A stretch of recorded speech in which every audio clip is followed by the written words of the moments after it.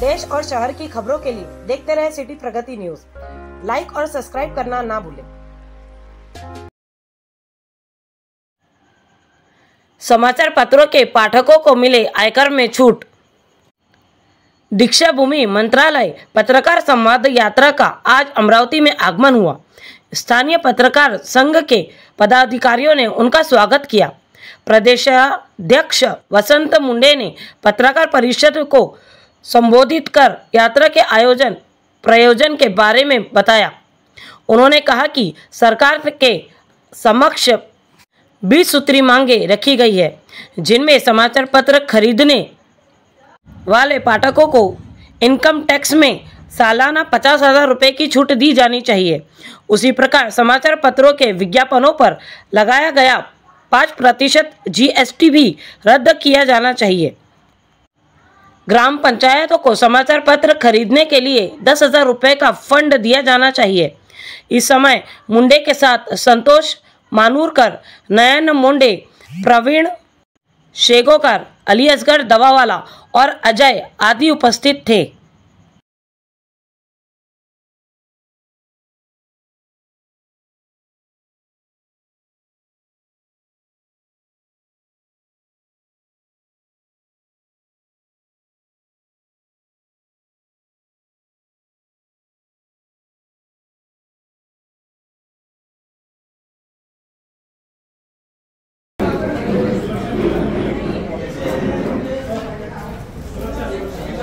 संवाद यात्रामध्ये व्यवस्था आहे, सरकारमध्ये कोण आहे यापेक्षा ती सरकारी व्यवस्था आहे। या व्यवस्थेने समाजातल्या सगळ्या घटकांना न्याय देण्याची भूमिका घेतली पाहिजे आणि म्हणून पत्रकार आणि या क्षेत्रात काम करणारे सुद्धा समाजातला एक घटक आहे। या दृष्टिकोनातून बघावं यासाठी ही जाणीव करून देण्यासाठी ही संवाद यात्रा आहे।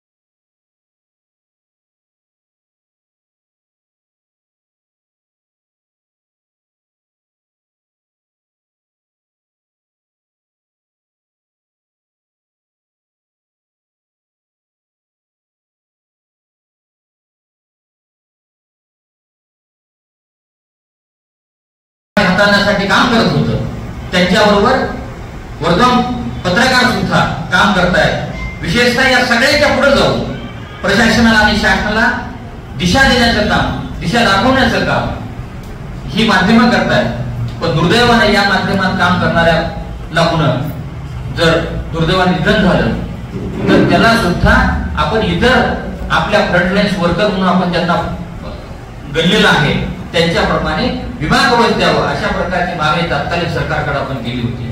तत्कालीन आरोग्य मंत्र्यांनी त्याबाबत घोषणाही केली, मात्र दुर्दैवाने जवळजवळ 150 पेक्षा अधिक पत्रकारांचा, आपल्या सहकाऱ्यांचा मृत्यू झाला। नंतर त्यापेक्षाही ते शहीद झाले, पण त्यांना सरकारने त्यांच्या कुटुंबियांना कुठलीही मदत केली नाही। हे या व्यवस्थेचं दुर्दैव आहे। आणि म्हणून पत्रकार ऊन पाऊस कुठल्याही गोष्टीची तमा न बाळगता समाजाच्या उत्थानासाठी, समाजाच्या जागृतीसाठी, व्यवस्थेला समाजातल्या घटनांची माहिती मिळावी यासाठी सातत्याने काम करत असतो। मात्र या घटकाकडे सुद्धा शासनाने ज्या पद्धतीनं यांचे प्रश्न सोडवण्यासाठी बघणं आवश्यक आहे, दुर्दैवाने ते होताना दिसत नाही। आणि म्हणून सातत्याने पत्रकारांनी मागण्या केल्या, पत्रकारांनी मोर्चे काढले, पत्रकार संघटनांनी निवेदन दिली, पण सरकारकडून अपेक्षित प्रतिसाद मिळाला नाही। आणि म्हणून ही व्यवस्था कोरोनानंतर ज्या पद्धतीनं कमजोर झालेली आहे आणि जर ही लोकशाही मध्ये चौथा पिलर म्हणून आपण या व्यवस्थेकडे पाहतो, म्हणजे कुठल्याच व्यवस्थेमध्ये जर न्याय मिळाला नाही तर सामान्य माणूस असेल, व्यवस्थेतला माणूस असेल, पोलीस प्रशासनाचा माणूस असेल किंवा महसूल प्रशासनाचा असेल की शासनाच्या वेगवेगळ्या